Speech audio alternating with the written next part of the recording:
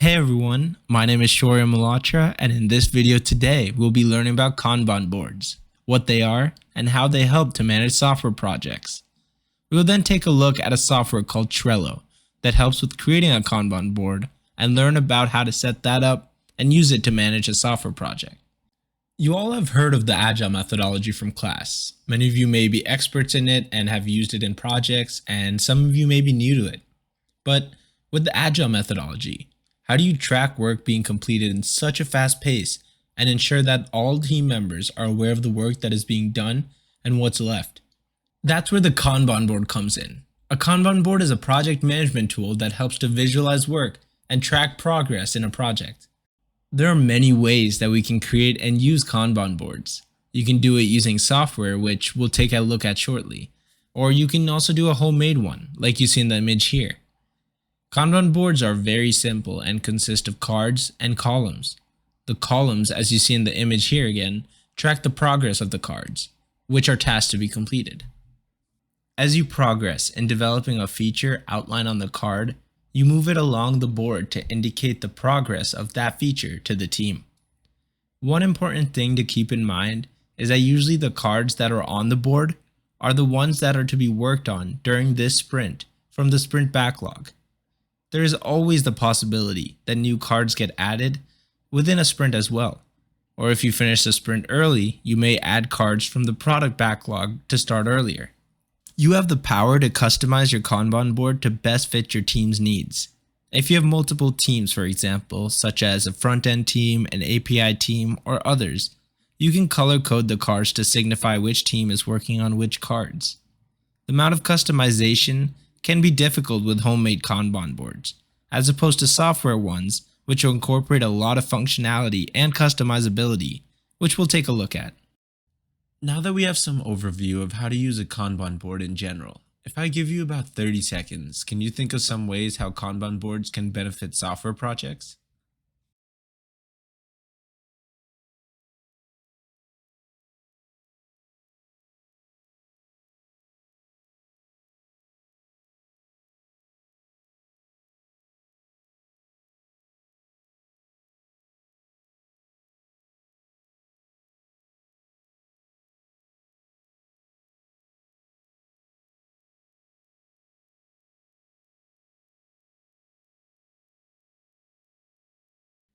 There are many reasons why Kanban boards can benefit projects. The main reasons that Kanban boards benefit projects are that they help to visualize work and progress of those software projects and also help to maximize efficiency due to every task being tracked effectively. Along with that, Kanban boards help everyone in the team be aware of the tasks, and managers can be aware of what work has been completed to report to their clients. Overall, we see that for managing projects with the Agile methodology and workflow, Kanban boards are very beneficial. There are a lot of applications out there that help you with creating Kanban boards. One of those that are commonly used in the industry is Trello. Trello is a web-based application that can also be incorporated in your workspaces, such as Microsoft Teams. Trello is easy to use, easy to get started with, and a great tool for collaborating, and as mentioned with Microsoft Teams, can be integrated well within your project management tools. Today we'll be taking a look at Trello's standalone web application. We won't be taking a look at the integrated Trello app as it behaves almost the exact same, but with simple Google searches you can find out how to integrate it within your workspaces, such as Microsoft Teams. Setting up Trello is fairly easy. All you have to do is head over to Trello.com and sign up for an account. After signing in, you'll be taken to your dashboard, which will show you your existing boards as well as workspaces. Workspaces here are like digital offices, where you and your team can collaborate in. You will first need to create a workspace, where we will then create the Kanban board.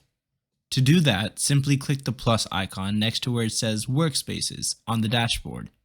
Next, give your workspace a name. For the workspace type, you can select what best fits your company or project description. I usually stick with engineering IT for software projects. You can optionally choose to add a description of your workspace. Once the fields are filled in, click Continue. You can optionally invite members to your team now by typing their email addresses. And that's all. Your workspace is set up and we're ready to create a new Kanban board. From the dashboard of your workspace, we can choose from a template to create a Kanban board. These templates are fully customizable to your project's needs, and I usually start by choosing the Kanban template. After clicking that template, click Create Board from Template. Now, fill in the title you desire for the board and choose the workspace we just created. For now, keep the 2 checkboxes checked as well, as we'll build off of the existing template. And finally, click Create. Now that board template will be added to your workspace, ready to use. With the board created, now we can customize the columns based on the project structure. You can also keep the columns as they are and can base your project and the tasks on the existing columns. The existing columns include backlog, design, to-do, doing, code review, testing, and done. By now, you may have noticed that the columns on the board seem like logical steps of progress of a task, where it first starts in the backlog and then gets designed or thought of in more detail. Then it gets worked on, and once the task is implemented, it goes to code review and testing before finally being completed. I like the progression that the template shows, but I usually end up removing the design column and instead handle refinement of the task in the backlog. If you're designing a UI, it can also be beneficial to have prototyping as its own card as a task. To delete a column, simply click the 3 dots on the top of the column and then click Archive this list. You can also add additional columns if you need it by clicking Add another list on the right of the screen. With the Agile methodology, usually you have a product backlog and a separate sprint backlog. So let's create a product backlog column by clicking on Add another list and typing in product backlog, and then finally clicking Add list. We can move columns as well by clicking and dragging them.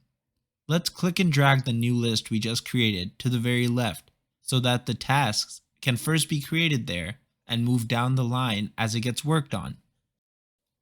Let's also change the name of the list that says backlog to sprint backlog to better differentiate it. Simply click on the name where it says backlog and type sprint backlog and press anywhere on the screen or enter.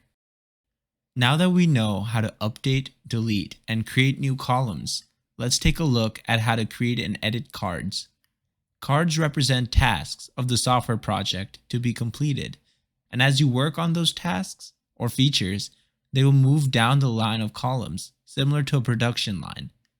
In the template, we see a few cards in the columns, but let's create our own card representing a feature that will be implemented in a calculator app. In the product backlog column, let's add a card for a feature where we want to have the user be able to add 2 numbers in our app. To do that, click on Add a card in the product backlog column and type in Allow user to add 2 numbers and click Enter. Now we can add more detail by clicking the card we just created. Let's add a description saying Allow user to pass in 2 numbers and return to them the sum of those 2 numbers. In a team, we can also add members that are responsible for this task. We can also add a checklist allowing us to break down this task, as well as a due date, which are important to include to stay organized when working on a feature and ensuring timely completion. We won't cover this in detail as this is pretty self-explanatory, and you can simply get more information on Google. With the cards created, as we work on them, the cards will move from left to right in the Kanban board.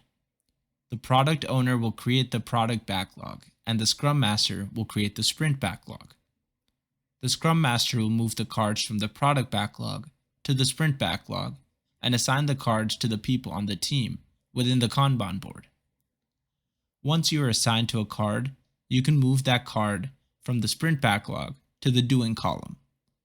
When you complete that task, you will move that card to the code review column and will notify a supervisor or a Scrum Master so that they can review your code with you. Each project and team can have different rules to all of this, but this is an example of what could be done within the software project. Once the code review is completed, the manager or scrum master will move the card to the testing column, which indicates to the testing team, if there is one, to conduct testing on that feature. Once the testing is completed, the card can be moved to the done column. And that's it. Everyone can view the progress of the team and know where they are in the project, and everyone can visually see their responsibilities. Today we took a look at what Kanban boards are, how they're used in software projects, and we took a look at Trello and how to use that to manage software projects. I can't emphasize enough how useful Trello and Kanban boards are and how much they help organize software projects and deliverables. Today we learned an overview of the core functionality, and I believe it would be very beneficial for people who have not used this tool before to learn it in more detail using online resources. Again, I hope you learned a lot for today. Thank you for watching.